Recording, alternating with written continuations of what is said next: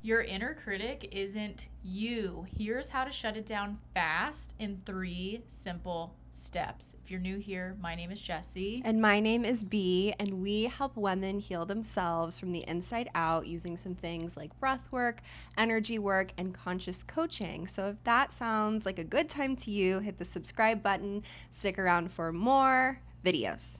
Inner critic loop. We can all get stuck in those, right? Like, what does that look like? I know personally for me, it's resting, and then you get that little guilt trip that starts going in your head, like, oh, you could be doing more right now. Like, why, you didn't do enough today. You could do more. And the first key step is recognizing that thought pattern that comes up and interrupting it. So I would do this all the time with my clients. I'm a licensed marriage and family therapist, and I had so many people come to me with that inner critic. I mean, to be honest, we all have it, whether it's really loud, whether we've gotten it to be, a little bit more silent over the years, like it is there.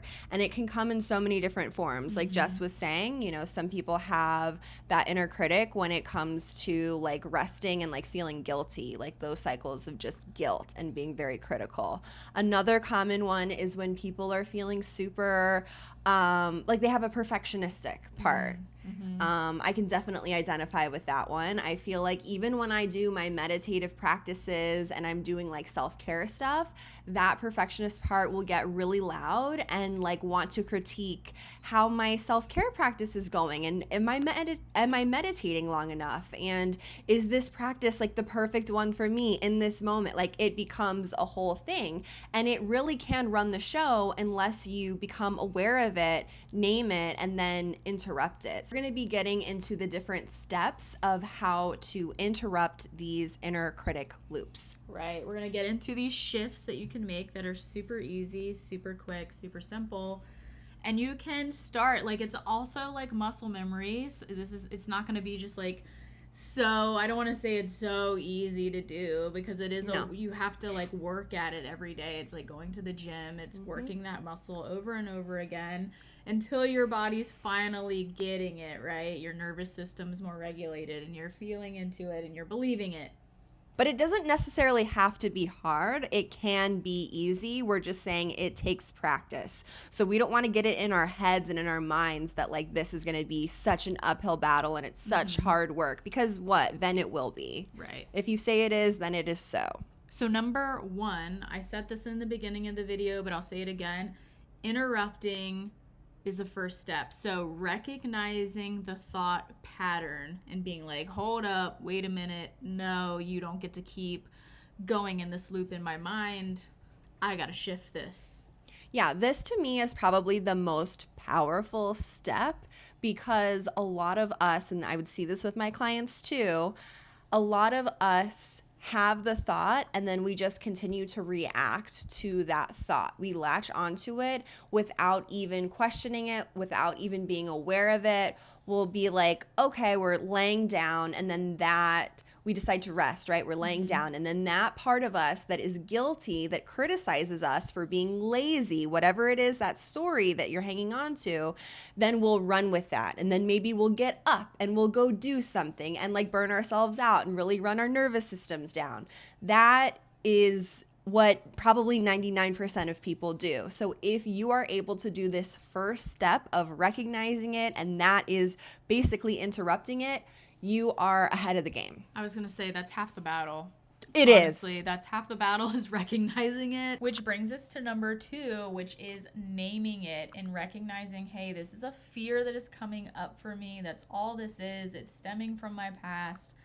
Now we got to trace it back, right? So let's go back to that example of that feeling of guilt. That's an example of the inner critic loop.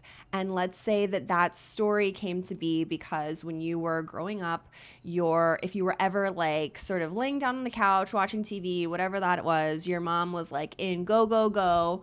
mode, which I think a lot of millennials grew up with moms like that, constantly doing something, and your mom was, you know, maybe intentionally or unintentionally shaming you. Like, what are you doing? You could be doing something. Why are you on the couch? Like, get up, help me do chores, that sort of thing. So you created an inner story. You were like a sponge of, oh my gosh, if I'm laying down on the couch, I'm being lazy, I could be doing something else. And then in turn, you feel that guilt. So naming that loop, naming that part of you is huge. That's also taking your power back and detaching from it. Whereas, like, if you don't even recognize it, you can't even get to naming it. So once you name it, you're seeing it sort of more as like separate from you, which is another game changer because you're not letting it have power over you. You're not going to continue to react to it. You're going to see it as something that doesn't have as much power. Which brings us to number 3, which is the reframe. So you've already interrupted that thought. You've named that thought as a fear. Now comes reframing that and, like B was saying, reclaiming your story that you've attached to from the past. So your example of, like, you know, we all grew up, I feel like, as millennials with moms who are always in like autopilot mode, going from one thing to the next, never sitting still, never resting because they weren't taught that rest is productive. Or something that's worked for me personally, when I have had those thoughts come up for me, like, oh, I could be doing something right now, why am I just laying down? And it's like, no, Jess, rest is productive. Rest is productive for you. Like, you need to ground yourself, regulate. Like, it's okay. There's nothing you need to be doing right now. Absolutely. I am safe to rest. My body deserves rest. All of those great affirmations, like use one of ours, come up with your own, use ChatGPT to help you out, like whatever that affirmation is, that the belief system that's the opposite of what you're subscribing to now is really going to change your whole like experience with. So, quick recap. First, we want to interrupt that thought pattern. Like, no, we're not going there. Not today, Satan.